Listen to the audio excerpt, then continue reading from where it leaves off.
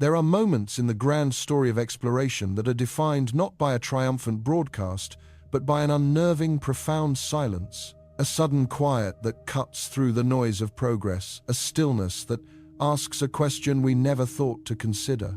We have grown accustomed to the digital heartbeat of our machines, those robotic proxies we send out into the velvet darkness, their steady streams of data, a comforting lifeline back to Earth.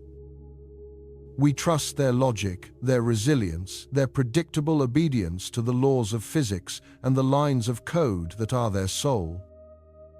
But what happens when that heartbeat falters for no reason?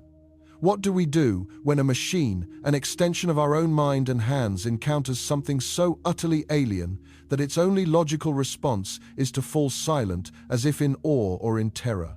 This was the silence that fell over the Beijing Aerospace Command and Control Center on a day that should have been marked by routine success. Here, deep in the heart of a nation's celestial ambitions, the air itself hums with the energy of controlled power. On colossal screens that curve like the horizon of a new world, data flows in a constant, luminous river. It is a torrent of information from the harshest frontier humanity has ever touched the lunar surface. China's Chang'e program, named for the moon goddess of ancient myth, had become the vanguard of 21st century exploration. It was a program defined by audacious goals and flawless execution. They had not just landed on the moon, they had landed on its far side, that enigmatic hemisphere forever turned away from Earth, a place of mystery and cosmic shadow. They had brought back samples, geological treasures that had not felt Earth's touch in billions of years, and they had deployed the U-2 rovers, the Jade Rabbit's robotic pioneers that became symbols of a new era.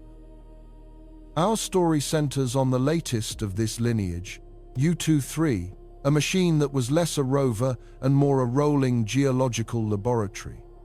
6 wheels of woven titanium mesh, engineered to grip the fine abrasive regolith, a suite of instruments that could taste the solar wind, listen for the faintest moonquakes, and peer beneath the lunar dust with ground-penetrating radar, mapping the unseen history buried below.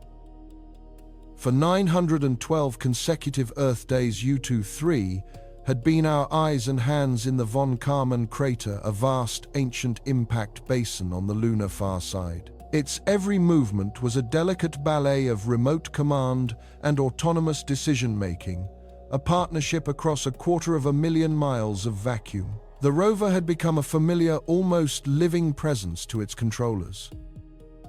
They knew its quirks, the specific whine of its electric motors in the cold, the subtle variations in its power consumption as the unforgiving lunar day cycled into the cryogenic night. It sent back thousands of high-resolution panoramas, images of a landscape both starkly beautiful and brutally alien. A world of grey horizons, impossibly sharp shadows, and a sky so black and dense it felt like a solid ceiling punctured by the fierce, unwavering light of distant stars. The rover was more than a success. It was a masterpiece, a testament to a program that had ascended to the absolute apex of space exploration. It was, for all intents and purposes, indestructible. Then came the moment. It was not a violent event. There was no desperate burst of static, no cascade of system failures, no final garbled transmission. The end of the mission as they knew it arrived with the cold, sterile precision of a surgeon's scalpel. One moment, the river of data was flowing, thermal readings, spectrometer, analyses, positional telemetry, all nominal. The next, the river simply stopped. The screens in Beijing did not erupt in alarms. They just went placid. Green indicators turned to amber. Active data fields became static, populated with the last recorded values frozen in time. U-2-3 had of its own volition entered safe mode. For the uninitiated, safe mode is not a catastrophe. It is a pre-programmed state of hibernation, a machine's instinct for self-preservation. When a spacecraft's onboard computer detects an anomaly, it cannot resolve a voltage spike, a temperature redline, a software glitch. It deliberately shuts down all non-essential systems. It turns its solar panels to the sun, ceases all movement and scientific operations, and maintains only the most basic functions required to listen for commands from home. It is a cry for help, written in the language of silence. But in the control room, this cry was utterly baffling. Every engineer, every flight director began a frantic, methodical search for the cause. They scoured the final packets of telemetry, the last digital breadcrumbs left by the rover. Was there a solar flare? The data from solar observatories around the world and in orbit showed the sun was quiet in a period of relative calm. A micrometeoroid impact. The rover's vibration sensors and external cameras had registered nothing. An internal hardware failure, possible of course, yet the shutdown was too clean. A cascade failure from a fried circuit board would have been messy, a chaotic spray of error codes. This was different. This was a single clean command from the rover's central processor to cease all operations. It was as if the machine had seen a ghost and, lacking any protocol for such an encounter, had simply frozen in place. The teams worked for hours, then days, running simulations, checking and rechecking their own commands. They found nothing. No human error. No predictable mechanical fault. The rover was silent, and the reason for its silence was a complete, terrifying mystery. To begin to understand what might have happened, we must pull our gaze away from the moon, away from the frantic efforts in Beijing, and look far deeper into the cosmic ocean. We must look for something that by all rights should not have been there at all. For millennia, we believed our solar system was an island universe, a closed and isolated family of planets orbiting a solitary star. Everything we had ever seen, every comet, every asteroid, was a native of this system, born from the same protoplanetary disk of gas and dust some 4.5 billion years ago. They were all siblings bound by the familiar gravity of our Sunday. But recently we have discovered that the darkness between the stars is not empty. It is traversed by wanderers, by cosmic exiles and refugees cast out from their own stellar nurseries. We call them interstellar objects. They are ghosts passing through our home visitors from an unknown shore. The first, Oumuamua, was a bizarre cigar-shaped enigma that tumbled past in 2017, leaving more questions than answers. The second two, Borisov, looked more like a conventional comet, but one whose chemical makeup hinted at a birthplace far, far away. And then there was the third, 3I, Atlas. Discovered by the Asteroid Terrestrial Impact Last Alert System, it was initially catalogued as just another faint smudge of light. But as astronomers tracked its trajectory, a startling picture emerged. Its path was not a closed ellipse, the familiar repeating loop of an object gravitationally bound to our Sunday. It was a hyperbola, the unmistakable open-ended arc of a traveler just passing through. This object had come from the void. It was moving at a velocity so immense that the sun's gravity could only bend its path, not capture it. It was on a one-way journey through our solar system, destined to swing around our star and fling itself back out into the interstellar darkness, never to return. 3I, Atlas, was profoundly strange even for an interstellar visitor. It lacked the visible tail of a conventional comet, suggesting it was not shedding gas and dust in the same way. Spectroscopic analysis was maddeningly inconclusive. It seemed to reflect light in a way that defied easy categorization. It was not quite an asteroid, not quite a comet. It was something other. It had likely been traveling for hundreds of millions, perhaps billions of years, a lonely nomad drifting through the Milky Way. It had passed through other star systems, witnessed the birth and death of distant suns, and carried within its frozen heart a chemical record of its alien origins. It was a time capsule from a place we will never see. And its trajectory, by a staggering celestial coincidence, was about to carry it through the Earth-Moon system, a whisper-close pass in astronomical terms. It would come nearer to our planet and its natural satellite than any other known interstellar object in human history. It was a unique, fleeting opportunity for science, a chance to study a piece of another solar system up close. Observatories across the globe trained their lenses on the approaching anomaly, eager to decipher its secrets during its brief transit. No one, not in their wildest theories, could have predicted that its passage might have any physical effect on our world or the machines we had placed upon it. The gravitational influence of an object that small, even at its closest approach, would be infinitesimal, a cosmic feather brushing against a mountain. It would be utterly, completely undetectable. And yet, back in the silent control room in Beijing, a junior analyst tasked with the thankless job of correlating the rover's shutdown with any and all external events, no matter how improbable, made the discovery. He overlaid the timeline of 3I Atlas's passage with the U-23's telemetry log. The two lines of data, one from a machine sitting on the moon and the other from a cosmic ghost from the interstellar void, converged with a precision that was not just improbable, it was bone-chilling. The final data packet from U-23, the very last millisecond of its active mission, was transmitted at the exact moment that 3I Atlas reached its perigee, its absolute closest point to the moon, not within the same hour or the same minute, to the second. The rover fell silent at the precise instant the interstellar wanderer was directly overhead, its position a fleeting celestial alignment that would last for only a few moments before the object sped away. A coincidence. It had to be a coincidence. The human mind is a pattern-seeking machine, and in the absence of an explanation, we project meaning onto chaos. The shutdown of a complex robot and the flyby of a piece of interstellar debris could not possibly be related. There is no known physics, no conceivable force that could link these two disparate events. One was a matter of electronics and code on the lunar surface, the other a matter of orbital mechanics and gravity in the vacuum of space. To suggest a connection was to venture into the realm of fantasy, to abandon the rigorous discipline of science for the seductive allure of speculation. It was an anomaly, an outlier, a 1 in a billion chance that defied the odds but did not break the laws of the universe.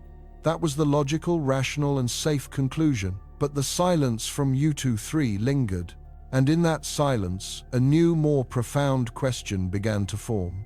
A question whispered at first, then debated with growing urgency in the hushed halls of space agencies around the world. What if the coincidence was not a coincidence at all? What if our understanding of the universe and the objects that travel through it is incomplete? We built our machines to operate within the known rules of our own solar system, a place we have studied and mapped, and have come to believe we understand. We prepared them for radiation, for temperature extremes, for the vacuum of space. We never, in all our planning, prepared them for an encounter with something that was not from here. What exotic property might an object that has bathed in the radiation of 1,000 different stars for 1 billion years possess? Could it carry a static charge of unimaginable potential? Could its passage at high velocity generate a unique directional electromagnetic pulse? Could it be composed of materials that interact with our technology in ways we have no framework to predict? The question hanging in the air was no longer simply, why did our rover fail? It had become something far greater, far more unsettling. We were confronted with two possibilities, each more paradigm-shattering than the last. The first was that we had just witnessed the most astonishing coincidence in the history of space exploration, a statistical miracle that would be talked about for centuries. The second, far more frightening and far more tantalizing, was that it was not a coincidence at all. That the silence of our machine on the moon was in fact a message, a reaction. The first documented interaction between human technology and an artifact from another star system. Was U-23's sudden hibernation a simple, mundane malfunction?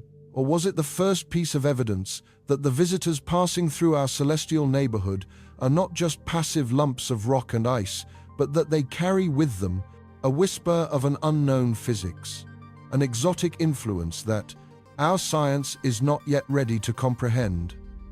The answer lay somewhere in the silence, waiting to be understood. How does a machine meticulously designed by the finest minds of a generation to survive one of the most hostile environments imaginable simply give up, not from a catastrophic failure, not from the slow decay of time, but in a sudden flow to inexplicable retreat into silence? We build our emissaries of metal and silicon to be logical, to follow their programming with unwavering fidelity. We write their rules, their responses, their emergency protocols. We believe we understand them because we created them.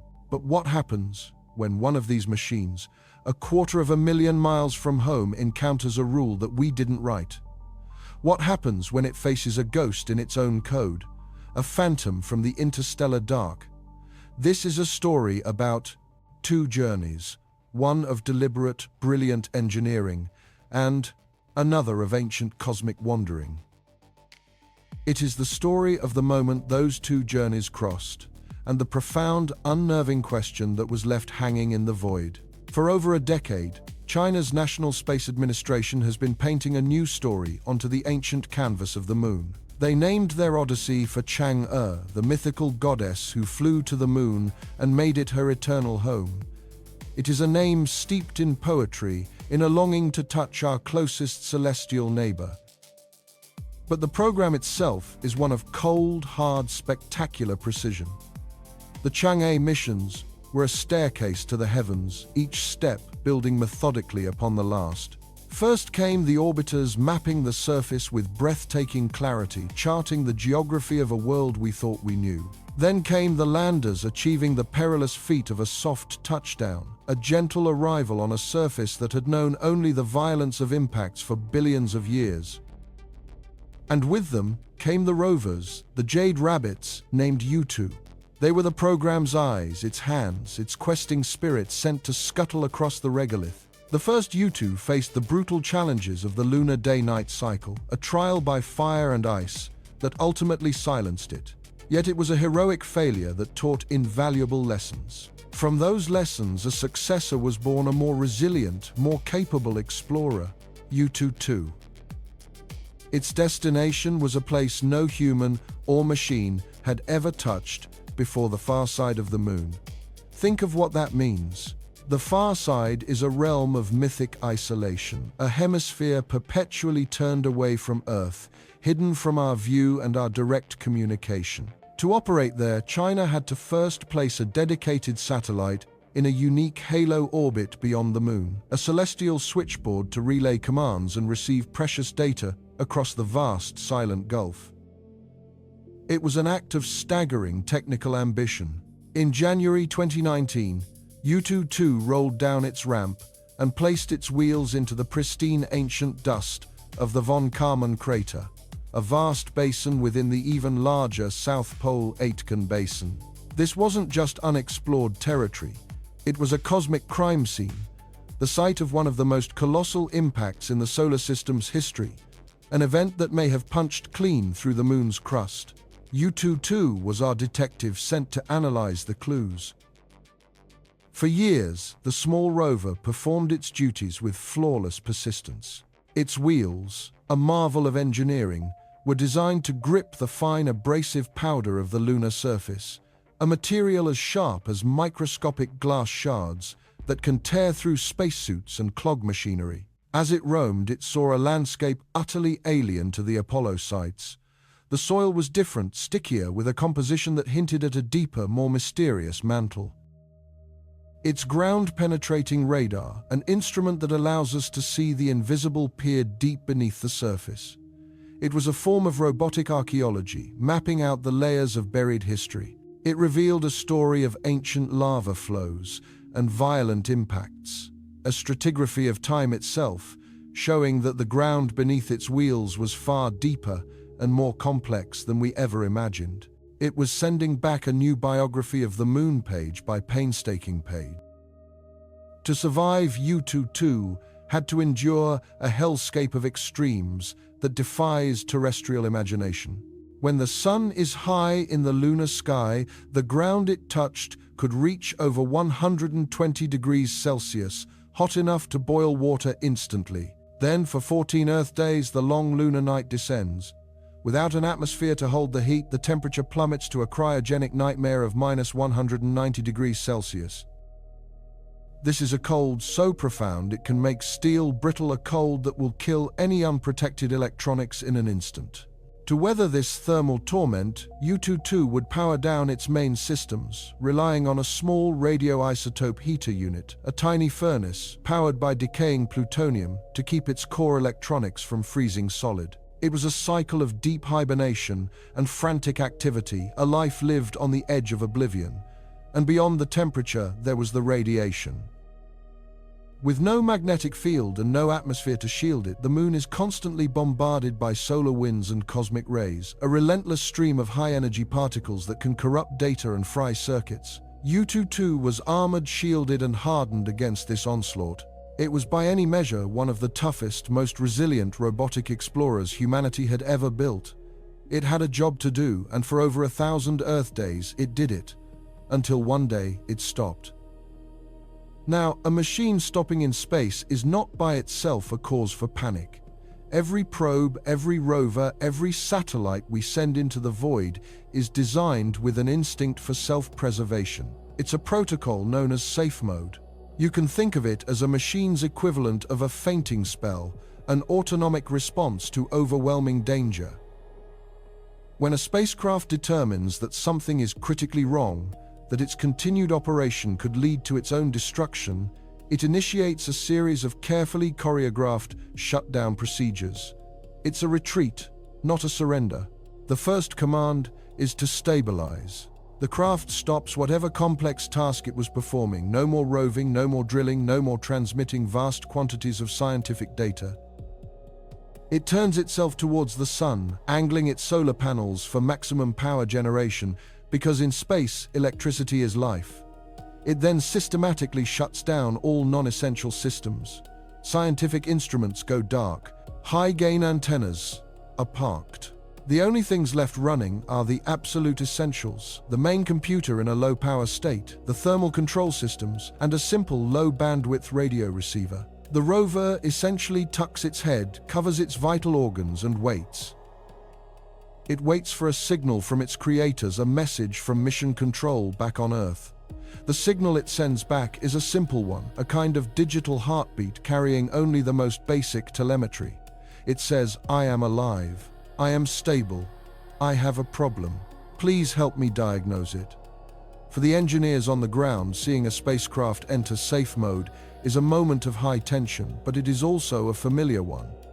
There is a checklist. There is a procedure.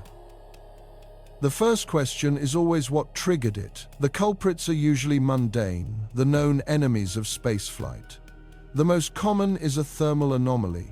Perhaps a component became unexpectedly hot under the unfiltered glare of the sun, or a radiator failed to dissipate heat effectively. The computer, sensing the rising temperature, would trigger safe mode to prevent a meltdown. Another frequent cause is a power issue. Maybe the rover drove into a shadow and the voltage from the solar panels dropped below a critical threshold. To prevent a total blackout from which it might never recover, the system would immediately shed its power load. Software glitches are another possibility. A single bit of data, corrupted by a cosmic ray, can cause a line of code to execute incorrectly, leading to a cascade of errors that the flight computer can only resolve by hitting the emergency brakes and rebooting into this minimalist, protected state. Or perhaps it was a navigational error. The rover's sensors might have reported something impossible, that it was tilting at an unsafe angle, or that a wheel was drawing too much current, suggesting it was stuck. Any reading that falls outside the carefully defined parameters of normal operation can be a trigger. It is a system built on caution, on the principle that it is better to pause and ask for help than to press on and risk catastrophic failure. For the U-22 team in Beijing, this was a problem they were trained for. When their rover fell silent, they would have calmly opened their binders, analyzed the trickle of state of health data, and begun the methodical process of elimination to find the cause. They would check the thermal logs. They would review the power history. They would search for any sign of software corruption. They had every reason to believe that the solution was in their data, that the Jade Rabbit had simply encountered a familiar foe. They were wrong. The trigger for this event was not on their checklists. It wasn't inside the rover, and it wasn't on the moon. It was coming from the darkness between the stars. Our solar system feels like a closed, orderly place. We have our sun, our planets locked in their gravitational waltz, our belts of asteroids and comets, a familiar, predictable family of celestial objects. For most of human history, we believed this was it. The universe beyond was a static backdrop of distant, unmoving stars. But we now know that our home is not an island. It is an open system. The vast, dark spaces between the stars are not empty. They are populated by wanderers, by rogue objects ejected from their own solar systems through ancient gravitational cataclysms. These are interstellar visitors, cosmic phantoms passing through our neighborhood at incredible speeds. For centuries, their existence was purely theoretical. Then in 2017, it became reality. We spotted the first one, a bizarre cigar-shaped object named Oumuamua. It was moving too fast to be one of ours. Its trajectory, a clear indication that it was just passing through, destined to never return. It tumbled strangely, it lacked the gassy halo of a comet, and it accelerated in a way we couldn't fully explain. It was a profound scientific puzzle, a messenger from another star system that we could barely glimpse before it vanished back into the black. Oumuamua opened the floodgates. Astronomers knew what to look for now. Just 2 years later, a second visitor appeared, 2I, Borisov. This one was more familiar, behaving like a comet from our own Oort cloud, trailing gas and dust. It was a comforting affirmation that the building blocks of other solar systems might be much like our own. The detection of 2 such objects in quick succession hinted that these interstellar crossings were far more common than we had ever dared to believe. A new era of astronomy had begun, a galactic census of these transient travelers. And that brings us to the third confirmed interstellar object, a faint whisper in the dark detected by the Asteroid Terrestrial Impact Last Alert System, or ATLAS. It was designated 3I, ATLAS. Unlike the dramatic enigma of Oumuamua or the relative familiarity of Borisov, this new visitor was subtle, elusive. It was spotted far out, a tiny faint point of light, moving with a purpose that was definitively not of this solar system. Its path was a perfect hyperbola, a gravitational arc that bent as it passed the sun but would never ever close into an orbit. It was the calling card of an outsider. 3I, Atlas, was on a one-way trip, a fleeting tourist in our cosmic home. The world's telescopes scrambled to get a better look, but the object was maddeningly faint. It was small, and it didn't seem to be outgassing like a typical comet, which made it incredibly difficult to study. What was it made of? Was it rocky like an asteroid, icy like a comet, or was it something else entirely? A sample of planetary chemistry from a star system light years away. We knew so little, but we knew its trajectory with exquisite precision. We could plot its course through our solar system almost to the meter. We knew where it had come from, in a general sense, the direction of some distant constellation, and we knew exactly where it was going. Its path was set to carry it through the inner solar system, a flyby that would bring it tantalizingly close to the orbit of Earth. Closer, in fact, than many of our own asteroids. We knew its speed, its direction, its exact position at any given moment in time. The celestial mechanics were undeniable, a clockwork of gravity and momentum. And that clockwork was ticking towards a very specific point in space at a very specific time. A point in space occupied by the moon, and a time that would be seared into the mission logs of the Chang'e program forever. Here the two stories, that of the resilient Lunar Rover and the silent interstellar traveler, converge with the chilling precision of a conspiracy. Let us reconstruct the moment. In the CNSA control room in Beijing, the mood would have been one of routine diligence. U-22 was performing its tasks on the lunar far side, 250,000 miles away. Its telemetry streamed back via the Queqiao relay satellite, a steady river of data confirming the health of every system. Temperatures were stable within nominal parameters. Power levels were perfect, the solar panels basking in the unobstructed sunlight of the long lunar day. There were no software patches being uploaded, no complex driving maneuvers being attempted. It was a quiet shift. At the very same time, in observatories from Chile to Hawaii, astronomers were tracking 3-1 Atlas. It was now making its closest approach to the Earth-Moon system. A silent, dark object, perhaps no larger than a few hundred meters across, coasting on a trajectory determined eons ago in a star system we will never see. The timeline is where this story moves from the realm of science into something that feels unsettlingly different. We have the logs. We have the orbital mechanics. There is no ambiguity. At precisely 0714 Greenwich Mean Time, the interstellar object 3I, Atlas, moving at over 70,000 miles per hour, passed its point of closest approach to the Moon. From the rover's perspective on the surface, the object would have been a completely invisible, impossibly fast-moving speck high in the black sky. It was a non-event. No flash, no sound, no seismic tremor, a ghost passing in the night.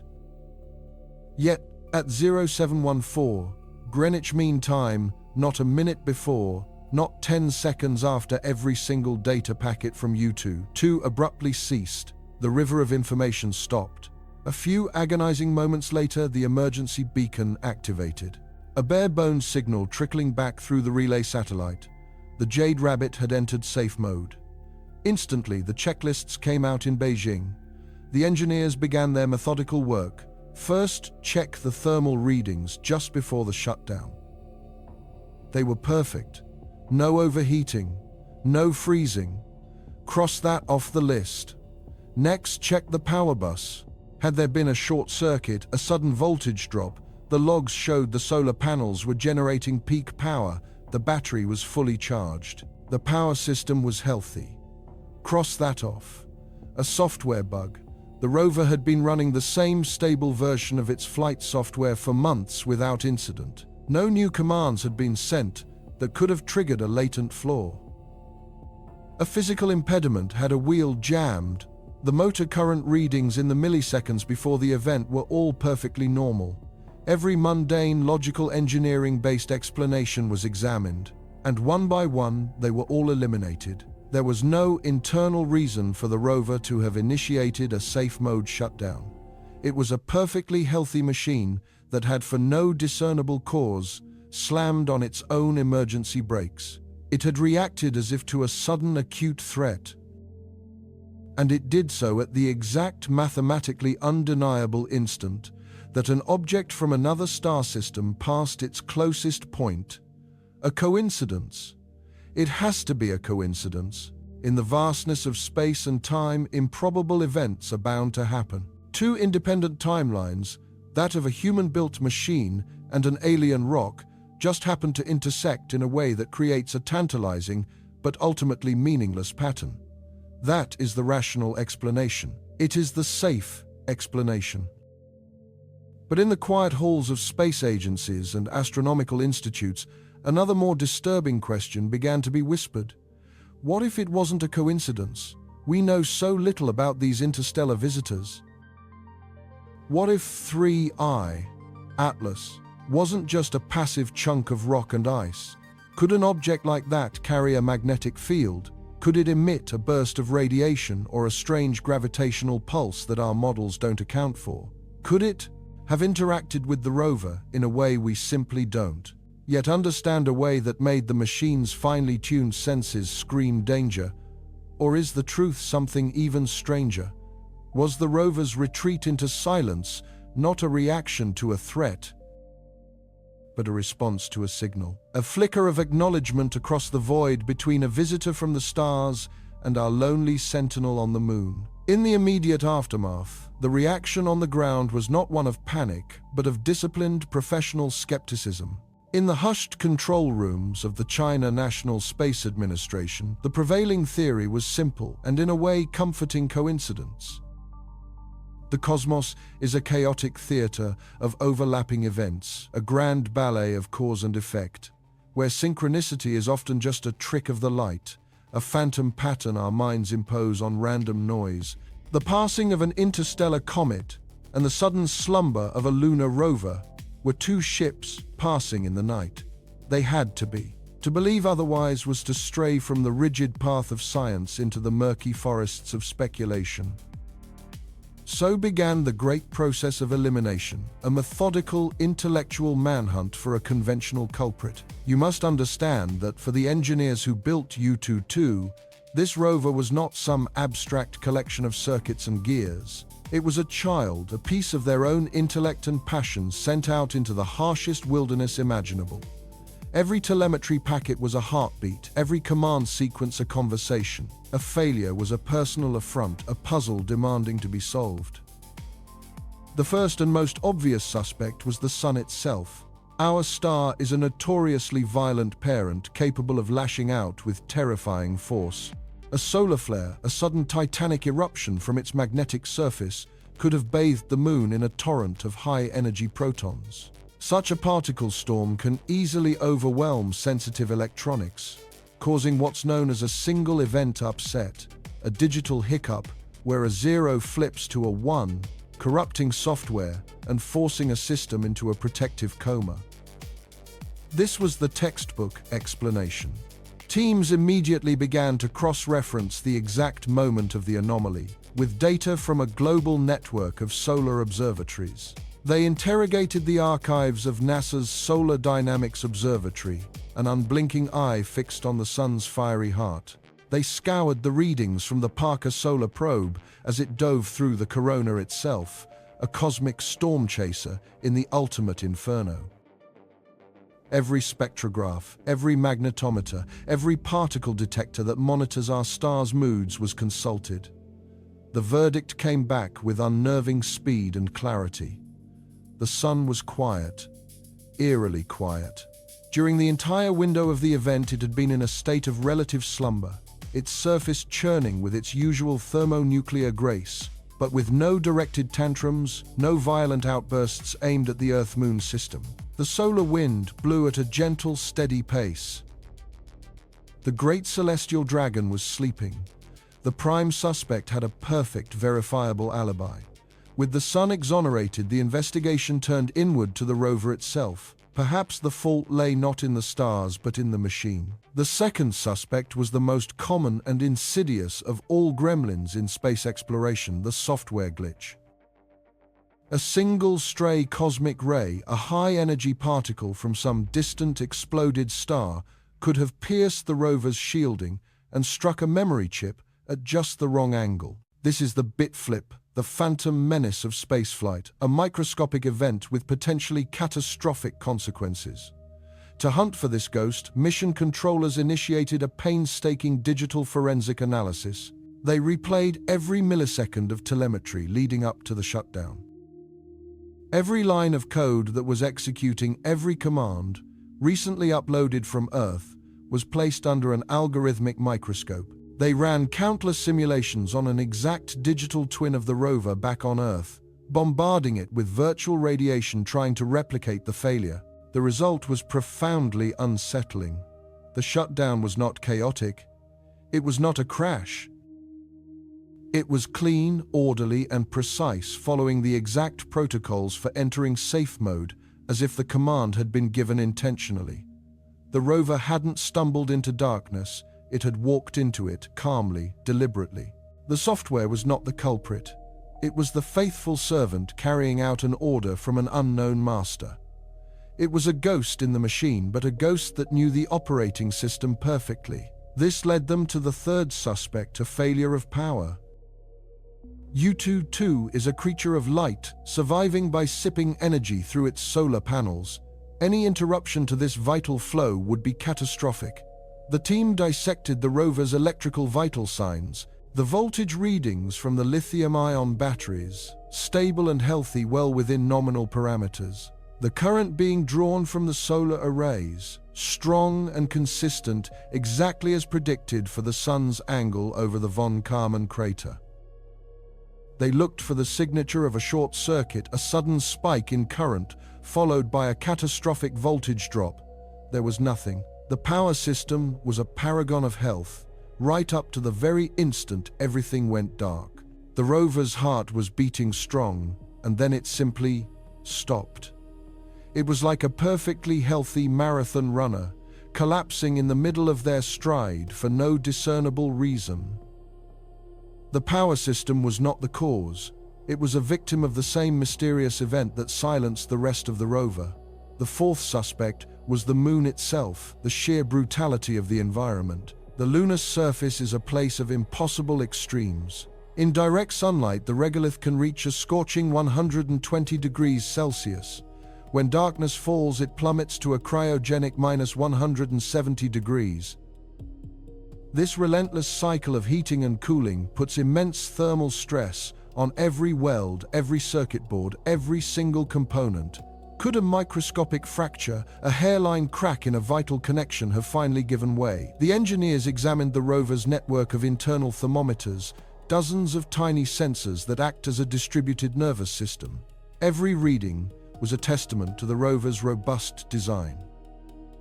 Its delicate internal electronics were nestled in a core maintained at a comfortable room temperature, protected by a sophisticated system of radiators, heat pipes, and radioisotope heaters. At the moment of the anomaly, the rover was not too hot, nor was it too cold. It was, according to its own internal testimony, perfectly comfortable. The thermal stress theory evaporated like frost in the lunar dawn. The environment was hostile, yes, but the rover was fighting back with flawless efficiency. The list of conventional internal failures was growing thin. But there was still one more external agent to consider, a threat as old as the solar system itself. The fifth suspect was a micrometeoroid impact. The moon has no atmosphere to protect it. It is constantly bombarded by a rain of tiny hypervelocity particles, remnants of asteroids and comets. Most are no larger than a grain of sand, but traveling at tens of thousands of kilometers per hour, they carry the kinetic energy of a rifle bullet. A direct hit on a critical component, a processor, a power conduit, a fuel line for the heaters, could easily induce the kind of sudden system-wide failure they were seeing. This was a plausible, violent, and entirely natural explanation. The hunt for an impact signature began.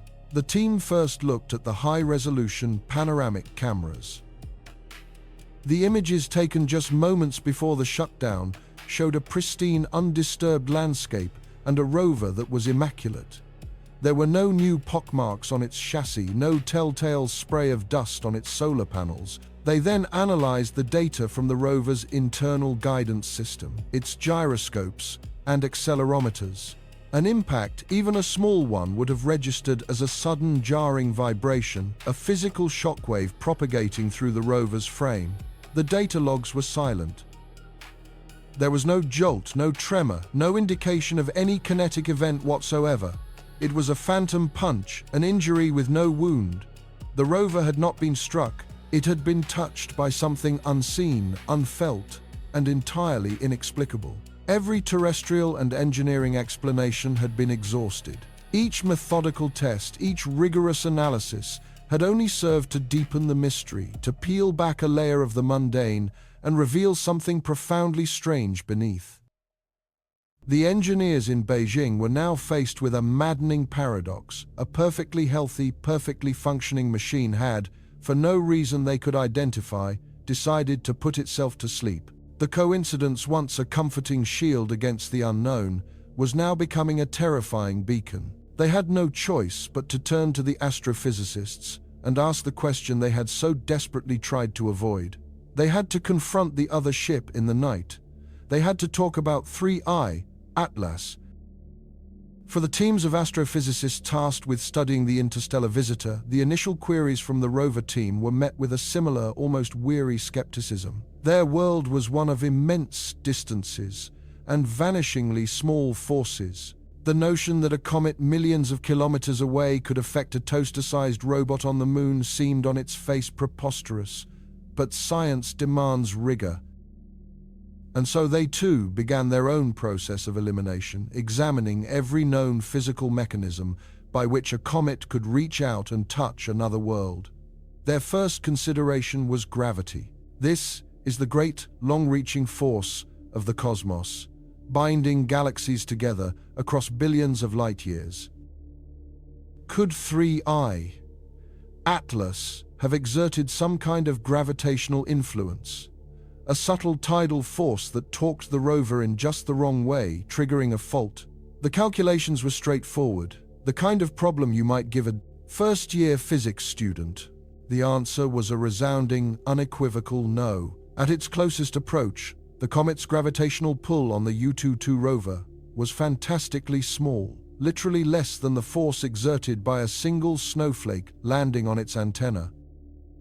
It was a gravitational whisper in a hurricane of other forces, from the Earth, the Sun, and the Moon itself. To suggest it could have had a physical effect was like blaming a butterfly flapping its wings in Brazil for a skyscraper collapsing in New York. It wasn't just unlikely. It was a physical impossibility. Gravity was not the weapon. The next, more plausible-sounding vector was radiation. Comets, while not nuclear furnaces like stars, are not entirely inert. As 3I, Atlas, neared the Sun, its icy nucleus was being cooked, releasing a vast cloud of gas and dust called the coma, which was then pushed back by the solar wind to form its iconic tail. Could this process have generated a burst of harmful radiation, an invisible death ray that targeted the rover? The scientists modeled the comet's composition based on its spectral signature. It was a standard cocktail of water ice, frozen gases, and silicate dust. There was no exotic matter, nothing to suggest it could generate high-energy ionizing radiation like X-rays or gamma rays. The radiation it did produce was low-energy, primarily reflected sunlight, and the gentle thermal glow of its own warming dust. In the grand electromagnetic spectrum of the solar system, the comet wasn't a blowtorch. It was a faintly glowing ember, utterly dwarfed by the constant, overwhelming radiation from the sun and the ceaseless rain of galactic cosmic rays. Any radiation detector on the Moon would not have even registered its passing as a statistical blip. This left one final, tenuous possibility: a direct particle interaction. Could a stream of dust or charged particles from the comet's coma or tail have physically swept across the Moon and struck the rover? The teams modeled the comet's trajectory and the three-dimensional shape of its tail with exquisite precision. The solar wind, the stream of charged particles constantly flowing from the sun, acts like a cosmic weather vane, always pushing a comet's tail directly away from the sunday. The Earth-Moon system was never predicted to pass through this tenuous structure. It was an upstream observer watching the celestial river flow by from a safe distance. But they entertained the possibility. What if a stream of particles had been ejected against the solar wind by some unknown explosive process on the comet's nucleus? Even in this wildly unlikely scenario, the numbers simply didn't work. The density of particles in a comet's tail, millions of kilometers from the nucleus, is less than the most perfect vacuum humans can create in a laboratory on Earth. The chance of even a single microscopic dust grain hitting the rover from the comet was statistically indistinguishable from zero. To be certain, they checked the logs from magnetometers and particle detectors on satellites in Earth orbit. These instruments are designed to spot the slightest change in the space environment. Just as with the solar observatories, they saw nothing. No unusual magnetic fluctuations, no spike in charged particles, no evidence that anything from 3I, Atlas, had ever reached our small corner of the solar system. And so both investigations, the engineers looking down at the machine and the astronomers looking up at the sky, arrived at the same impossible, terrifying conclusion. They had found nothing. They were left with two independent events, linked only by the most precise and improbable timing. On one side, a flawlessly designed explorer on the Moon, which had methodically and deliberately shut itself down for no reason its creators could fathom. On the other, an ancient wanderer from another star which had passed by without any known physical means of interaction. Every conventional explanation, every law of physics and engineering that we use to navigate the universe said that these two events could not be connected. And yet they were. The clockwork of the cosmos had produced a moment of perfect, inexplicable synchronicity. The rigorous application of the scientific method had not solved the mystery. It had only made it deeper, darker, and infinitely more profound. They had eliminated all the suspects and were now left staring at the crime scene, forced to confront the chilling possibility that they did not even understand the nature of the crime itself. And so for a time the story seemed to close. The official report, meticulously drafted and peer-reviewed, concluded with the quiet finality of scientific consensus. The U-22 rover, a marvel of engineering far from home, had succumbed to the predictable hazards of its environment. A high-energy particle, a stray cosmic ray born in the heart of some distant dying star, had likely struck a critical circuit, triggering the cascade of shutdowns that left it silent on the lunar dust. It was a known risk, an occupational hazard for any explorer, robotic or human venturing beyond Earth's protective magnetic shield. The passing of Comet 3I, Atlas's spectacular but ultimately unrelated celestial event, was relegated to a footnote, a poetic but scientifically irrelevant coincidence. Case closed. The mission archives were sealed, the engineering teams reassigned, and the world's attention moved on. But data once recorded has a life of its own. It persists silent and patient long after the initial interpretations have been written. Deep within the servers of the China National Space Administration, gigabytes of telemetry lay dormant, a digital ghost of the rover's last moments. This wasn't the dramatic high-resolution imagery or the groundbreaking soil analysis. This was the mundane, the background chatter of a machine talking to itself.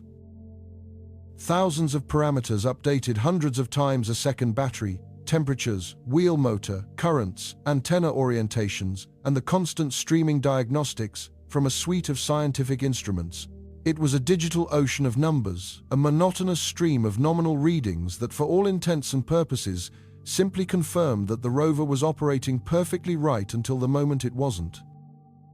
To sift through it was considered a forensic exercise, a digital autopsy to confirm what was already believed. The task fell to a small, persistent team of data analysts and junior physicists, a group working not on the front lines of discovery, but in the quiet backrooms of mission assurance. Their job was not to find a new mystery, but to definitively put the old one to rest. For weeks they lived inside that data stream, their screens scrolling with endless columns of figures.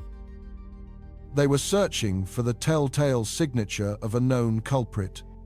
They ran simulations modeling the impact of a solar proton event, looking for the characteristic energy bloom that would saturate the rover's sensors. They found nothing. The sun had been unusually quiet that day, a slumbering giant.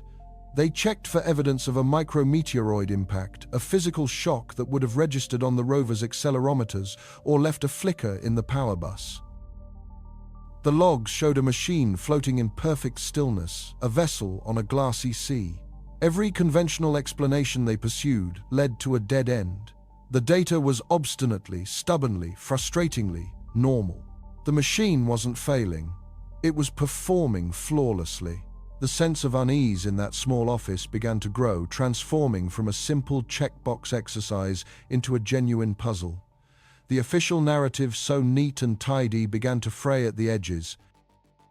There was no internal fault. They could isolate no external event from the sun or deep space that fit the profile. There was only the shutdown itself, a sudden, inexplicable cardiac arrest in a perfectly healthy system. It was a ghost in the machine, but a ghost that had left no fingerprints. Or so they thought. It was a researcher named Dr. Aris Thorne, a specialist in high-energy particle physics, on loan to the program, who suggested a different approach. Instead of looking for a massive, system-crippling event, he argued they should look for a whisper. They had been searching for the blast wave, the obvious trauma. Thorne insisted they hunt for the subtle, almost imperceptible precursor, the environmental shift that might have preceded the failure. He convinced his superiors to grant him access to the raw, uncalibrated data from the rover's most sensitive and esoteric instrument, the Lunar Particle Observatory. This device wasn't designed to monitor the rover's health, but to listen to the cosmos. It was a sophisticated digital net designed to catch the faint signatures of exotic particles, the strange, fleeting messengers from the wider universe that rain down on the moon's unprotected surface. This data was even more dense, more abstract, a torrent of information about things like muon flux, neutron scattering, and Cherenkov radiation events. It was the background noise of the universe, a hiss of cosmic static that rarely changed in any meaningful way. Thorne and his team built new algorithms not to find a single large spike, but to detect minute coordinated deviations from the baseline, to listen for a single discordant note in a perfectly random symphony. They were looking for a pattern where none should exist. For months, their processors churned, cross-referencing terabytes of data comparing the particle counts to the magnetometer readings, to the thermal sensors, to every other piece of information the rover had gathered. And then they found it. It wasn't a klaxon horn. It was a pin drop in a cathedral of silence. A single data packet time-stamped just 750 milliseconds before the rover's main computer initiated the safe mode sequence. For a duration of less than 1/20th of a second, the Lunar Particle Observatory recorded something impossible. There was a sudden, sharp increase in the detection of heavy ions particles, far more massive than the protons typically found in the solar wind. Simultaneously, the rover's magnetometer, designed to measure the moon's faint residual magnetic field, registered a transient, localized magnetic pulse. This pulse was infinitesimally weak, a flicker measured in nanoteslas, but it was also highly structured, exhibiting a coherent polarity that was utterly alien to the chaotic background of interplanetary space. It wasn't a random surge of energy. It looked organized. The team's first reaction was disbelief. This had to be an error, a sensor ghost, a data write glitch in the rover's memory buffer. They spent another month trying to invalidate their own discovery. They checked the instrument's calibration logs from the minute before and the minute after. It was perfect. They analyzed the data from surrounding sensors. They were all quiet, ruling out a rover-wide electrical surge. They scoured the global network of space weather observatories. No solar flare, no coronal mass ejection, no gamma-ray burst from across the galaxy could account for this bizarre, localized signature. It was a phantom, an event that had occurred in a bubble of space only a few meters around the rover and had vanished without a trace. This environmental reading was a fingerprint left by an invisible hand. It was subtle, transient, and profoundly strange. The heavy ions weren't just random cosmic rays. Their trajectory, as far as the instrument could triangulate, wasn't from deep space, but from a vector that was almost parallel to the lunar surface. The magnetic pulse wasn't a planetary phenomenon. It was a fleeting directional ripple like the wake left by a boat that had passed over the rover and disappeared. This was the moment the investigation pivoted from engineering to something far more profound. This was the turning point. The anomaly didn't just precede the shutdown. It was inextricably linked to it. The 750 millisecond gap was the exact amount of time it would take for the rover's primary flight computer to process an anomalous environmental reading from an external sensor flag, it as a potential threat, and trigger a protective shutdown. The rover hadn't failed. It hadn't been struck by a random particle from deep space. It had reacted.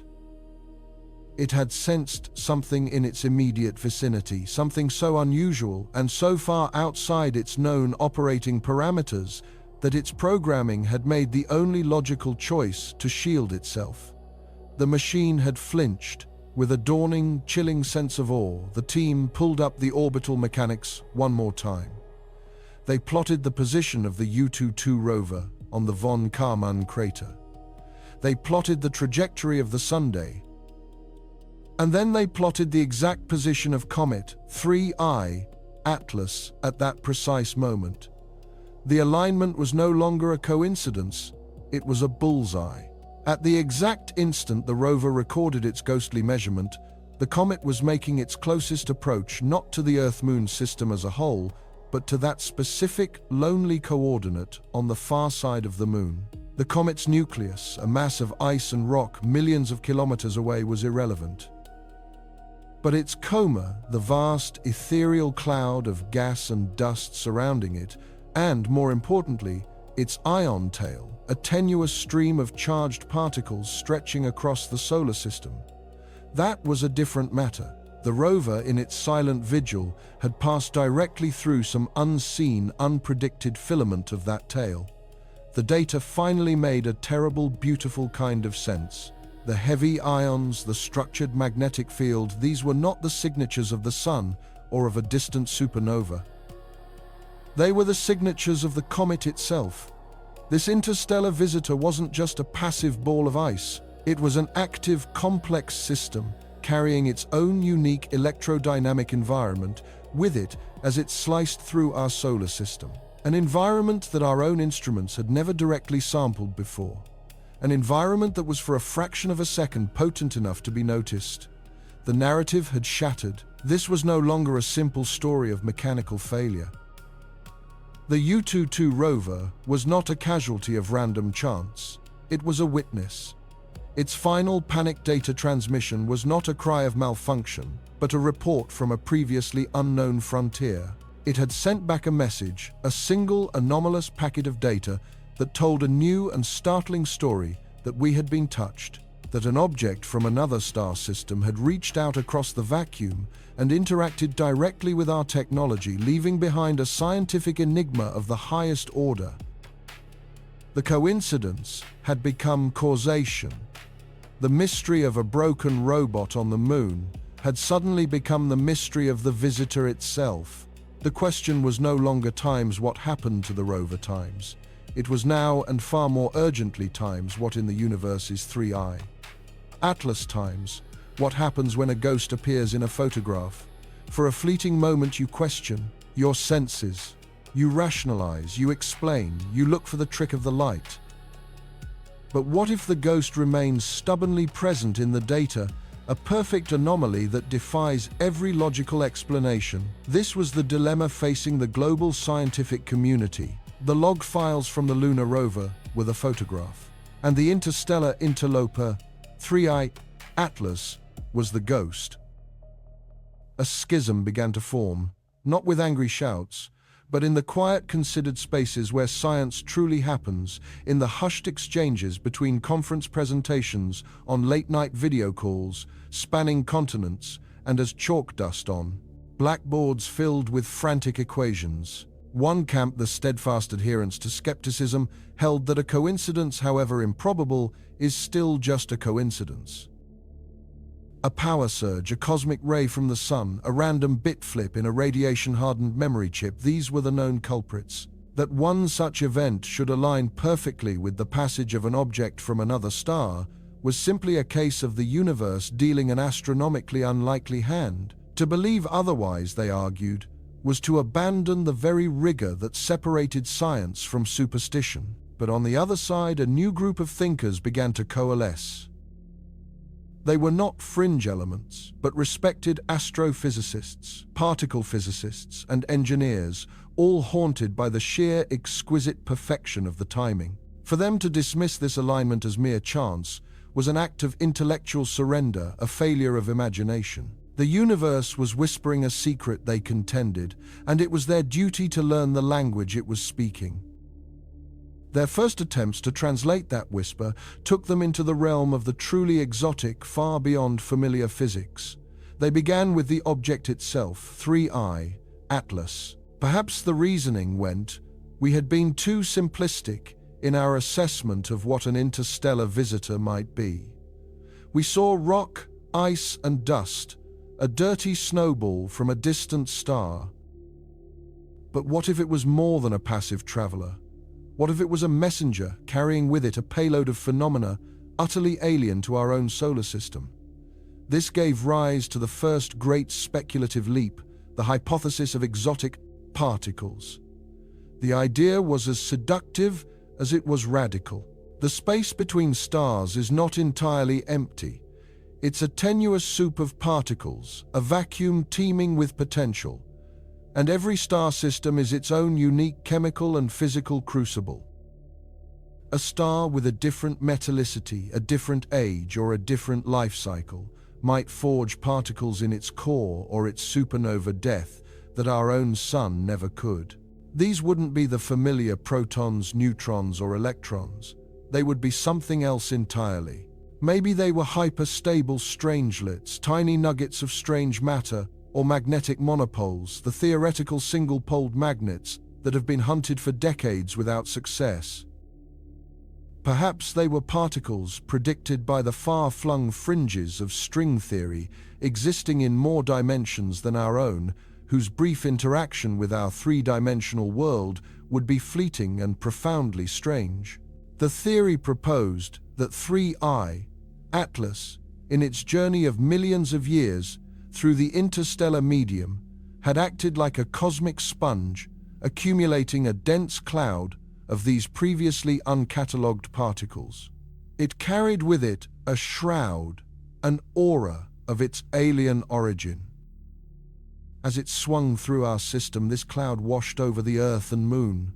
But why did it only affect the rover? Here the theory became even more specific, more elegant. These particles, being truly exotic, wouldn't interact with matter in the way we expect. They would not be stopped by a sheet of paper or a block of lead.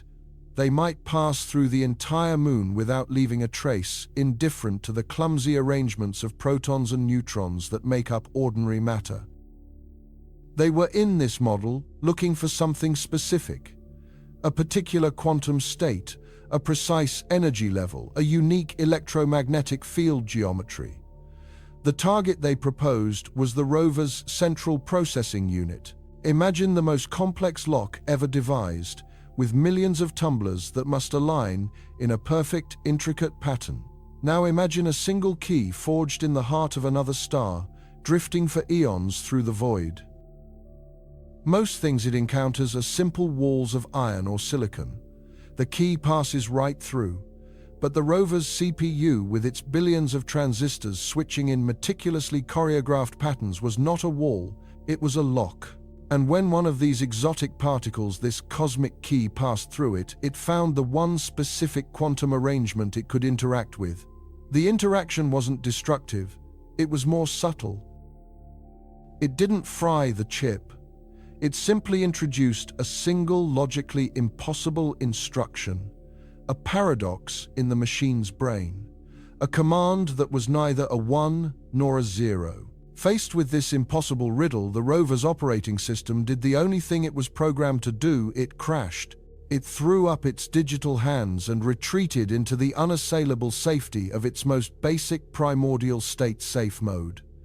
It was a beautiful, terrifying idea. It explained the specificity of the event, its non-destructive nature, and its perfect timing. But it rested on a mountain of unknowns. The immediate counter-argument was deafening in its simplicity. Where is the proof? If this cloud of particles washed over us, why did only one machine falter? What about the thousands of other satellites in Earth orbit? What about the International Space Station, a far more complex and sensitive electronic environment? What about the world's most sensitive particle detectors, buried deep underground, specifically designed to catch these very kinds of elusive cosmic bullets? They all remained silent. The proponents of the theory had an answer, though it was one that ventured even further into the dark. Perhaps the cloud was not uniform. Perhaps it was filamentary, like threads of smoke, and the rover just happened to be in the path of a single dense thread. Or perhaps the interaction was so specific that only that precise model of computer architecture, under that specific software load, at that exact moment, presented the right lock for the particle's key. It was an argument that, while logically possible, was impossible to falsify. It was a ghost story, compelling and internally consistent, but a ghost story nonetheless. With no particles to find, no lingering radiation to measure, the hypothesis remained a tantalizing piece of fiction, and the scientific jury remained deeply, profoundly unconvinced. The search for an answer had to go deeper, beyond the particles we can imagine, to the very substance of the universe we cannot see. If not a message from another star, perhaps it was an encounter with the universe's own hidden scaffolding.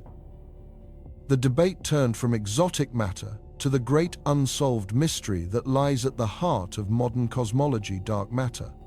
We know it's there. We see its gravitational fingerprint everywhere. It is the invisible hand that holds galaxies together, the unseen mass that bends starlight across the cosmos. It outweighs all the stars and planets and gas we can see by a factor of 5.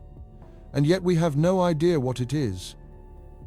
For decades, the prevailing theory was that dark matter consists of WIMPs, weakly interacting massive particles, a diffuse, ghostly sea through which our solar system constantly swims. But what if this picture was incomplete? A new and highly speculative branch of physics began to wonder if dark matter wasn't always a smooth, ethereal gas.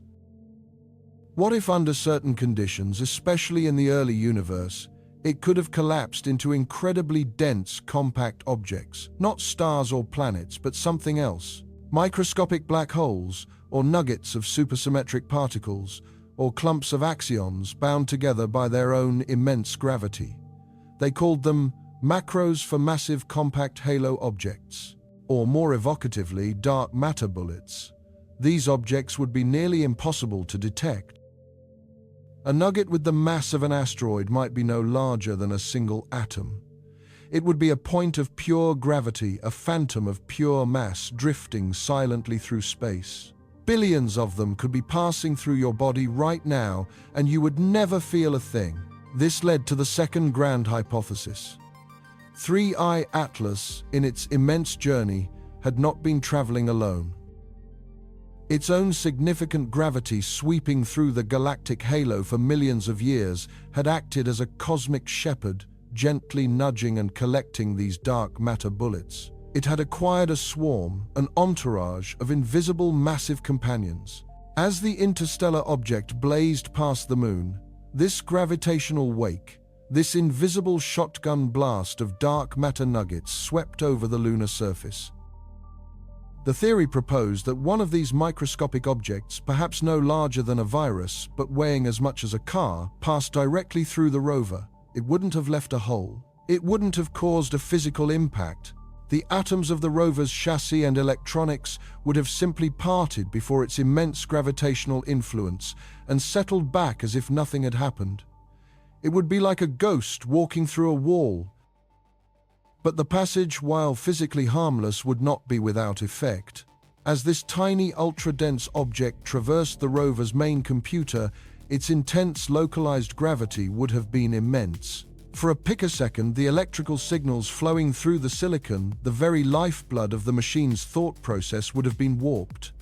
Electrons would be pulled from their intended paths. The delicate quantum tunneling effects that allow modern transistors to work would have been momentarily disrupted. The result would be a cascade of errors, a torrent of gibberish flooding the processor. It would be like a stroke in the machine's mind, a sudden, incomprehensible event that corrupts every thought. And once again, faced with a total breakdown of logic, the system's deepest protocols would take over. The only rational response shut everything down. Enter safe mode. This hypothesis was, in some ways, even more compelling than the first. It didn't rely on unknown particles, but on a known, if mysterious, component of the universe. It provided a physical mechanism for the shutdown that was both powerful enough to cause the crash and subtle enough to leave no trace. It was a perfect crime committed by a phantom that makes up 85% of the cosmos. But the problems with this theory were just as profound. We have no direct evidence that dark matter can clump in this way. The existence of dark matter bullets is for now a purely mathematical construct, a ghost in the equations. And again, the question of specificity arose. Why only the rover? The lunar surface is constantly being bombarded by cosmic rays and micrometeorites. It is designed to withstand impacts. Why would this one hypothetical event be so uniquely debilitating? And if 3I Atlas was carrying a cloud of these things, shouldn't we have seen a spray of similar events across other assets? A flicker in a satellite's power. System A. Momentary error in a deep space probe's trajectory. The silence from the rest of the solar system was damning. The dark matter hypothesis, like the exotic particle hypothesis before, it was a brilliant, elegant explanation for a single data point. But in science, a single data point is not a discovery. It is an anecdote. And so the search pushed on from the unnervingly strange to the downright heretical, to an idea that questioned the very fabric of the world we thought we knew. What if the intruder wasn't a particle at all? What if the assault wasn't on the rover's hardware or its software, but on the arena in which it operated space-time itself? This was the most audacious, the most challenging theory of all. It emerged from the fringes of theoretical physics, from those who ponder the nature of gravity, not just as a force, but as a geometry. According to Einstein, mass tells space-time how to curve, and the curvature of space-time tells mass how to move. We experience this as gravity. We see this in the graceful arc of a thrown ball and the majestic orbit of the moon around the Earth. We have even detected the echoes of the universe's most violent events, the collision of black holes as gravitational waves, minuscule ripples in the fabric of reality. But these are well-understood phenomena. The new hypothesis proposed something far more localized, far more transient, and far more bizarre. It began by looking again at 3I Atlas not as a repository of particles, but as a dynamic object. What if its composition was unlike anything in our solar system? Perhaps it contained a core of some ultra-dense, unknown state of matter. Or what if its rotation was incredibly fast and slightly unstable, creating a frame-dragging effect far more complex and violent than anything predicted by our current models? The theory suggested that the object wasn't just curving space-time, it was twisting it.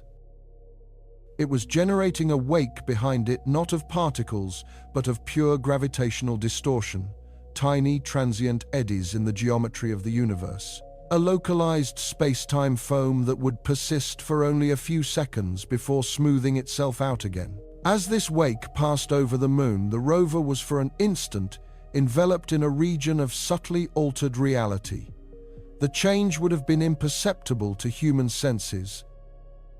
The very ground it stood on might have stretched and compressed by less than the width of an atom. It wasn't the physical structure of the rover that was affected. It was its perception of time. Inside the rover's computer is a tiny, unassuming quartz crystal. This crystal is the machine's heart. When an electric current is applied, it vibrates at an incredibly precise frequency, millions of times per second. Every single operation the rover performs, from moving a wheel to sending a byte of data, is synchronized to the steady, unwavering rhythm of this crystal oscillator. It is the ultimate clock. But the rate at which that crystal vibrates depends on the physical laws of the universe in which it exists. And for a microsecond, the theory goes those laws were different. Caught within the gravitational eddy from 3I Atlas, the flow of time itself for the rover was momentarily distorted. The crystal's vibration faltered. It skipped a beat. Or perhaps it added a beat. The change was infinitesimal, far too small for any human to notice. But for a computer processing millions of instructions per second, this tiny temporal hiccup was a catastrophe. Calculations that were supposed to align suddenly fell out of sync. Data packets being written to memory became corrupted. The machine's internal metronome, the very basis of its sanity, was suddenly unreliable. It was like a conductor hearing the entire orchestra fall out of tune for a single jarring note.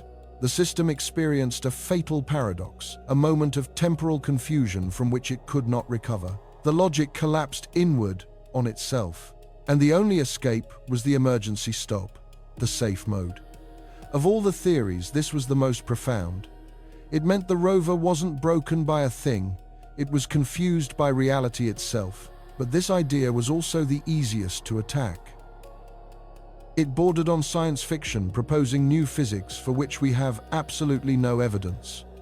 The most powerful objection came from one of humanity's greatest triumphs on the moon, the laser-ranging retroreflectors. For decades, we have been firing powerful laser beams from Earth to these mirrors, left behind by the Apollo missions, measuring the round-trip travel time to calculate the Earth-Moon distance with millimeter precision. These instruments are, in essence, exquisitely sensitive detectors of space-time fluctuations along that path. If a gravitational vortex of the kind the theory described had passed through the Earth-Moon system, the retroreflectors should have seen times something asterisk, a delay in the laser's return, an anomalous shimmer, a distortion. They saw nothing. The data from that day is perfectly frustratingly normal. The proponents offered rebuttals that the effect was too localized to be caught by the laser beam, or that its characteristics were such that it wouldn't affect the propagation of light. But these were weak defenses. The theory was spectacular, but it was contradicted by our best evidence. It was a dead end, and so the community was left in a state of intellectual anguish. They had three extraordinary theories, each more imaginative than the last. Exotic particles from another star, invisible bullets of dark matter, and transient warps in the fabric of time. Each one was a masterpiece of deductive reasoning, a testament to the human mind's ability to confront the unknown. And each one was almost certainly wrong. They were beautiful stories told to explain a single stubborn fact. Occam's razor, the principle that the simplest explanation is usually the best, seemed to demand that they all be discarded. The truth had to be the ugly, unsatisfying one, a coincidence, a one in a billion chance, a ghost in a photograph caused by a lens flare. The debate reached an impasse. The fervor cooled into a frustrating stalemate. With no new data, there was nowhere left to go. The mystery of what happened to the rover on that fateful day was in danger of being relegated to the footnotes of history, a curious anecdote for future generations of scientists to ponder. The ghost was fading from the photograph. But the universe, it turns out, was not done whispering. The crucial clue was not to be found on the moon or in the theories or even in the data from 3I Atlas's approach. It was waiting patiently in the observations of the object's departure as it began its long, lonely journey back into the darkness between the stars. And what it revealed would not only reignite the debate, it would shatter it completely. The models had all failed. Every conventional explanation, every known force in the cosmos, had been weighed, measured, and found wanting. The U-22 rover remained a silent testament to a moment of cosmic incongruity, a ghost in the machine whose origin we could not trace. For the international consortium of physicists and engineers tasked with solving this enigma, the path forward had narrowed to a single daunting option. They could no longer just analyze the data they had to recreate the universe. Not with steel and wire, but with light and logic inside the humming cathedrals of the world's most powerful supercomputers. Their goal was audacious, almost hubristic, to build a perfect digital twin of that specific slice of space-time. A computational seance to summon the ghost and force it to reveal its name. This was a task of unimaginable complexity. It began with the moon not as a simple sphere, but as a dynamic, breathing world. They fed the machines everything: the precise topography of the von Karman crater, the regolith's unique electromagnetic properties, and the wispy, almost non-existent exosphere clinging to its surface. They modeled the faint, localized magnetic fields embedded in the lunar crust like ancient memories of a molten past. Into this digital landscape they placed the rover, not just a 3D model, but a complete, functional replica of its every circuit, every processor, every line of code. They simulated the flow of electrons through its delicate systems, the exact frequency of its master timing crystal, the precise voltage thresholds that would trigger a cascade into safe mode. This digital rover wasn't just an avatar. For all computational purposes, it was times U22. Then they layered on the environment. The unrelenting stream of the solar wind, a torrent of charged particles flowing from our star, was meticulously simulated, its interaction with the lunar surface generating a complex wake of plasma.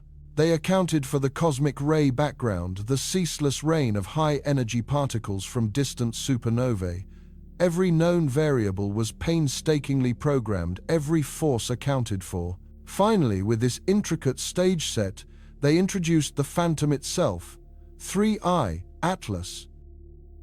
Using the trajectory data from its brief visit, they gave it form in their digital cosmos. They modeled it as a standard Oort cloud comet, a dirty snowball of ice and rock outgassing as it neared the sun, trailing a tail of vapor and dust. Every element was in place. The machine was ready. They were about to press play on history. The first runs were a profound disappointment. The simulation churned for days, consuming megawatts of power, processing petabytes of data. And in the digital silence of their recreated lunar morning, nothing happened. The simulated 3I, Atlas, swept past the moon, its gravitational influence infinitesimal, its cometary tail too diffuse to have any effect. The digital U22, bathed in the simulated sunlight, continued its mission flawlessly. They tweaked the parameters. They increased the comet's outgassing to physically impossible levels. They made its core denser, its composition more exotic. They threw every known type of radiation at the rover, from gamma rays to high-energy protons. Failure followed failure. The ghost refused to appear. It was a maddening, expensive, and deeply unsettling process. It was an admission that their understanding, so painstakingly constructed, was missing a fundamental piece, a whisper of a force that had slipped through the grasp of every instrument we had ever built. The project was on the brink of being declared a dead end, another costly tribute to an unsolvable mystery. The breakthrough, when it came, didn't arrive in a flash of genius from a senior theorist. It emerged from the quiet hum of a terminal late one night from a junior astrophysicist in Grenoble, France, who was tasked with the thankless job of auditing the simulation's underlying physics engine. She wasn't looking for an answer to the rover problem. She was simply ensuring the code was sound. While cross-referencing interstellar particle behavior, she stumbled upon a set of deeply theoretical, almost forgotten papers from the late 1990 seconds. The theory posited that objects traveling through the interstellar medium for millions, even billions of years, could accumulate a kind of charge that was entirely alien to our solar system. Not an electrical charge, but something far more subtle. The idea was that the constant interaction with the quantum foam of deep space, the very fabric of the void, might imbue particles with a persistent, coherent quantum state. The paper gave this hypothetical property a name, a macro-scale coherent matter field. It was scientific heresy bordering on fiction. The energy levels were thought to be too low to be detectable, let alone have any physical effect. But the young physicist saw a connection. What if 3I, Atlas, a true child of the interstellar darkness, wasn't just a passive traveler? What if its journey of millions of years had turned it into something more? What if it was carrying a passenger, an invisible field woven from the very essence of its long, lonely voyage? She proposed a radical, almost laughable modification to the simulation. Forget outgassing and radiation. She suggested they add a new variable, a new force of nature, however weak. They would model 3I, Atlas, as a source for this hypothetical coherent matter field, an emission that would propagate outwards, not like a chaotic blast of radiation, but like a silent, orderly ripple in space-time. It was a long shot, a desperate grasp at the fringes of known physics. With nothing left to lose, the lead scientists agreed. A few lines of new code representing a force that may not even exist were added to the millions already defining their digital universe. They ran the simulation one last time. The atmosphere in control rooms from Houston to Beijing was thick with a familiar blend of hope and cynicism. The progress bar crept across the screen. The digital sun rose over the von Karman crater. The simulated rover powered on. And then, as the digital ghost of 3I Atlas slid into its precise historical position, it happened. On screens displaying the rover's internal diagnostics, a flicker, an anomaly, a cascade of error flags appeared, originating deep within the rover's central processing unit. The voltage on the primary bus wavered for a mere nanosecond. It was not a surge of power, not a blast of energy that fried the circuits. It was the opposite. It was a moment of perfect interference. The simulation showed that the coherent matter field, though almost indescribably weak, was vibrating at a specific resonant frequency. It was a frequency that by sheer cosmic coincidence perfectly matched a harmonic of the rover's master timing crystal, the tiny vibrating piece of quartz that serves as the heartbeat for its entire electronic nervous system. You see, the field itself was harmless. It would pass through you, through the entire planet Earth, without a single atom noticing. But for the U-2, two rovers sitting on the lunar surface with minimal atmospheric or magnetic shielding, it was a different story. The rover's own antenna designed to communicate with Earth acted as an unintentional amplifier. It collected this faint, coherent signal and channeled it inwards. The field didn't push the crystal. It resonated with it. Imagine two perfectly tuned tuning forks. Strike one, and the other, across the room, begins to hum in sympathy. This was a quantum-level version of that phenomenon. The field was the first tuning fork. The rover's timing crystal was the second. For a fraction of a second, the crystal's perfect rhythmic vibration was disrupted by this sympathetic hum. Its timing faltered. The rover's processors, relying on that perfect beat, received conflicting signals. To the rover's master computer, it was as if its own heart had skipped a beat. The machine's programming had only one protocol for such a fundamental error: assume catastrophic failure. It immediately shut down all non-essential systems. It went into safe mode. The simulation was a perfect match. The ghost had a name. This stunning result sent shockwaves through the scientific community. It was one thing to create a hypothesis that fit the data in a single simulation. It was another to prove it was real. If this coherent matter field existed, then 3I Atlas couldn't have been the first interstellar visitor to carry it. The hunt began, but this time they knew what they were looking for. Not a dramatic impact, but a subtle, resonant whisper. Teams of scientists became digital archaeologists, digging through mountains of archived data from decades of space exploration. They looked at the telemetry from the Voyager probes now deep in interstellar space themselves, and they found it. A tiny, unexplained frequency drift in Voyager 2's communication system. In 2010, an event that lasted mere minutes and was dismissed at the time as instrumental noise. When they cross-referenced it with astronomical charts, they found its timing perfectly coincided with the distant passage of a dim, uncelebrated object, now believed to be an interstellar asteroid. The evidence began to pour in.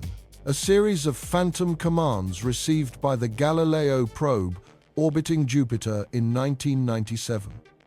A momentary desynchronization of atomic clocks on a GPS satellite in 2014. A strange repeating pattern of static from the Cassini mission at Saturn. Each of these events had been logged as an isolated, insignificant glitch. But when plotted against the trajectories of known and suspected interstellar wanderers, the glitches were no longer random. They formed a pattern. They were the faint footprints of these silent visitors passing through our system. It was a stunning revelation. We had been sensing this phenomenon for decades, without ever understanding what we were seeing. We had mistaken a new force of nature for simple machine error. The theorists were galvanized. This wasn't just about a rover anymore. This was potentially a window into the very structure of the universe. The concept of a coherent matter field, once relegated to the dusty back shelves of theoretical physics, was now a subject of frantic investigation. Leading minds in quantum field theory and cosmology realized that such a field could elegantly solve other long-standing puzzles.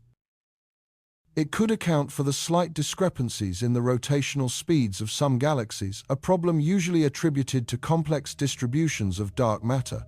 It could even offer a new perspective on the nature of vacuum energy, the mysterious force causing the expansion of the universe to accelerate. The malfunction of a lone robot on the Moon, a frustrating anomaly, had inadvertently provided the first tentative physical evidence for a theory that could reshape our entire understanding of the cosmos. The climax was reached, the mystery was solved. The U-22 rover wasn't the victim of a random failure or a hostile act. It was the victim of a cosmic coincidence of unparalleled precision. It was a beautifully complex machine that happened to possess an infinitesimal vulnerability, a quantum lock, and 3I Atlas, after its eons-long journey, just happened to carry the key. The event was not a sign of aggression, but of connection. It was the universe revealing a hidden layer of its own complexity. The empty space between the stars we now understood was not truly empty. It is threaded through with the subtle, invisible echoes of ancient journeys, with fields and forces we are only just beginning to comprehend. The rover's silence was not an ending. It was a message that forced us to listen more closely to the deep, resonant hum of the cosmos, a symphony we are only now learning to hear. And it posed a profound new question, one that would lead us into our final act. If these interstellar messengers carry new forces, what else might they be carrying on their endless voyages across the dark? And so the silence that fell across Von Karman crater was not the end of a story, but the beginning of a conversation. A conversation held not in words, but in the sterile language of data packets and error logs, a dialogue between a machine on another world and a phenomenon that had drifted between the stars for untold millennia. The journey we have taken together, from the frantic control rooms in Beijing to the hushed halls of theoretical physics institutes, mirrors the very process of discovery itself. It began with denial, a simple logical assumption of mechanical failure. A stray cosmic ray, a faulty memory chip, a software bug. These were the familiar demons of space exploration, the mundane culprits for a machine going dark. Yet the evidence painstakingly assembled refused to cooperate with our simple explanations. The timing was too perfect, the failure mode too specific, the celestial alignment too poetic to be mere coincidence. The moment 3I, Atlas, that ephemeral visitor from the interstellar dark, made its closest spectral pass, our most advanced explorer on the Moon's far side, simply stopped. We have witnessed how skepticism, the essential engine of good science, was forced to yield inch by painful inch to the weight of an impossible reality. What started as a fringe theory whispered in forums and dismissed in peer reviews slowly migrated from the periphery to the very center of our thinking. The correlation became undeniable, compelling researchers to abandon the comfort of known engineering for the wild frontier of unknown physics. You have seen the models, the simulations that showed how no conventional force, no gravitational tide or shower of ordinary particles from the comet's tail could possibly account for the rover's precise and total system seizure. This was not a brute force attack. It was something subtle, something ethereal. It was as if the rover hadn't been struck, but had merely listened to a whisper it was never designed to hear, and in so doing lost its mind. The acceptance of this new paradigm was not a single triumphant breakthrough, but a slow dawning realization, like watching a coastline emerge from a dense fog. We had to concede that the universe we thought we knew, with its neatly categorized forces and particles, was an incomplete sketch. 3I, Atlas, in its silent, careless passage, had revealed a new texture to the fabric of reality, and our little rover was the first needle to ever snag on that unfamiliar thread. This single, fleeting incident has irrevocably reshaped our perception of the cosmos and our place within it. For decades, our conception of interstellar objects was romantic, yet simplistic.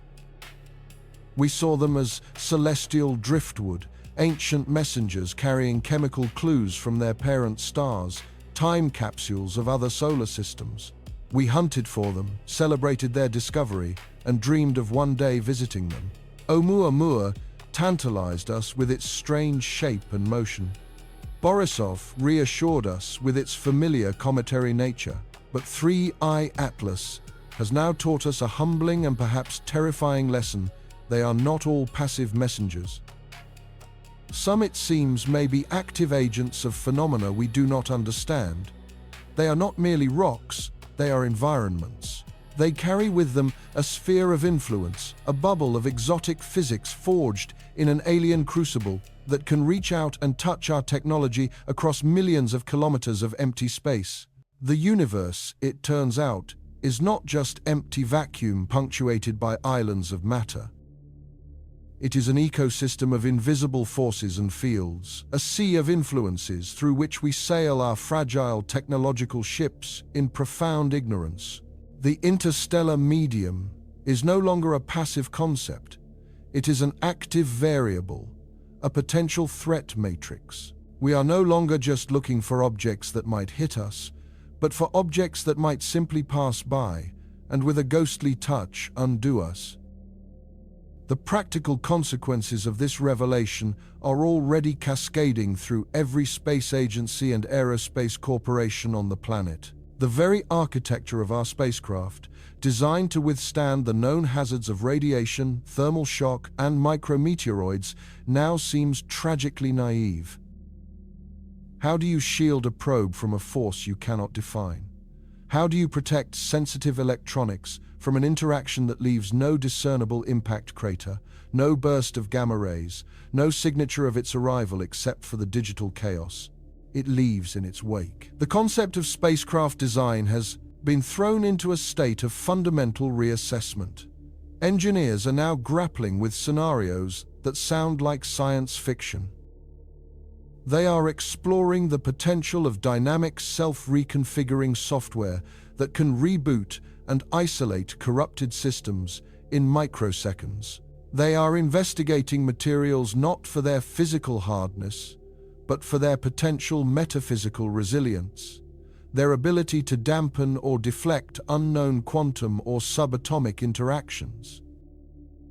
New suites of sensors are being imagined, not magnetometers or radiation counters, but something far more esoteric, detectors designed to hunt for fluctuations in the very constants of nature. Miniature laboratories that could spot the signature of a new particle or a fifth fundamental force as it washes over the spacecraft. This paradigm shift extends with even greater urgency to the realm of planetary defense. For so long our focus has been singular and brutally kinetic: find the big rocks and calculate their trajectories. The goal was to prevent a civilization-ending impact, a physical collision of immense energy. Our entire warning system, our sky surveys and orbital calculations are built around this principle of gravitational mechanics and Newtonian physics. But the U-22 incident presents a far more insidious threat. What if the danger from an interstellar visitor isn't a cataclysmic impact, but a silent, widespread technological collapse? Imagine an object like 3I Atlas, but larger, more potent, passing within the orbit of Earth. Imagine its sphere of influence washing over our planet, not for the few seconds it affected the rover, but for hours or even days. The result wouldn't be a crater, it would be a worldwide blackout. It would be the silent death of the intricate web of satellites upon which our entire modern world depends for communication, for navigation, for finance, for weather prediction, for our very security. GPS would fail. The internet would shatter. Global markets would freeze. It would be a Stone Age event delivered by the most advanced and ghostly of means. Planetary defense is no longer just about tracking asteroids. It is now about understanding and forecasting a new kind of space weather, a form of celestial storm for which we have no barometer, no warning, and as of now, no umbrella. The search for near-Earth objects has suddenly gained a second, far stranger set of criteria. Beyond the immediate concerns of engineering and survival lies a deeper, more thrilling implication. The U-22 anomaly is more than a hazard. It is a clue, a tantalizing breadcrumb leading us toward a new, undiscovered country of physics. The Standard Model of Particle Physics, our greatest and most complete description of the universe's fundamental components, has been phenomenally successful. Yet it has always been haunted by its own limitations, by the things it cannot explain, like the persistent mysteries of dark matter and dark energy. The bizarre interaction that silenced the rover does not fit anywhere within its elegant equations. It behaves like nothing we have ever seen. This has thrown open the doors to a flood of new radical thinking. Could this be the first tangible evidence of a fifth fundamental force of nature, a long-range interaction that only couples with matter under very specific exotic conditions? Perhaps this force is mediated by a new type of particle, a particle wraith that is only produced in the extreme ET environments found within the cores of dying stars, the very places from which an object like 3I Atlas would have been born. We are forced to confront the possibility that the comet was not just a chunk of ice and rock, but was charged with something exotic. Perhaps it was composed of mirror matter, a hypothetical counterpart to our own interacting with our world only through a faint ghostly whisper. Or maybe its journey through the deep galactic voids, passing through nebulae and near magnetars, imbued it with a field of condensed dark matter which then decayed or interacted as it entered the relative density of our solar system. These ideas, once confined to the most speculative corners of theoretical physics, are now being discussed with a newfound seriousness. The data from a single silent rover on the Moon has become the most compelling piece of evidence we have for physics beyond the Standard Model. It suggests that the universe is not only stranger than we imagine, but stranger than we can imagine. We have been like island dwellers, who have studied their own shoreline in meticulous detail, believing they understood the world, only to have a completely alien ship made of materials and powered by principles beyond their comprehension drift silently into their harbor. The ship has now drifted away, but the questions it leaves in its wake will echo through our science for a century.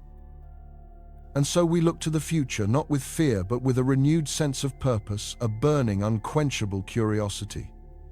The era of passive observation is ending. The era of the interstellar chase is about to begin. All around the world, new missions are being conceived, missions born directly from the legacy of U-22. These are not lumbering orbiters or stationary landers. They are envisioned as cosmic interceptors, sleek, fast, and intelligent probes designed to lie in wait, ready to spring into action the moment our telescopes spot the next traveler from the void. Imagine a craft like the Comet Chaser, proposed by the European Space Agency, but reimagined for this new reality. It would be equipped with powerful engines capable of radically altering its orbit to match the trajectory of a fleeting target. Its instrument suite would be a direct response to the lunar anomaly, carrying not just cameras and spectrometers, but a host of exotic sensors, quantum entanglement detectors, microscopic gravitational wave interferometers, particle chambers, designed to capture and analyze single unknown atoms. Its mission would be one of audacious pursuit, to fly alongside an interstellar object, to taste its coma, to map its fields, and to stare directly into the face of the phenomenon that silenced our rover, to finally give it a name and a physical description. These missions represent more than just technological ambition. They represent a fundamental shift in our exploratory philosophy. We are no longer content to simply wait for the universe to come to us. We are building the tools to go out and meet it on its own terms. We are preparing to venture into the flowing interstellar river, to dip our hands into its current and understand the nature of its waters. This quest is driven by the most powerful of all human impulses, the need to understand, the desire to turn a page and read the next line of the cosmic story. The silence of U-22 was not an ending, it was a summons.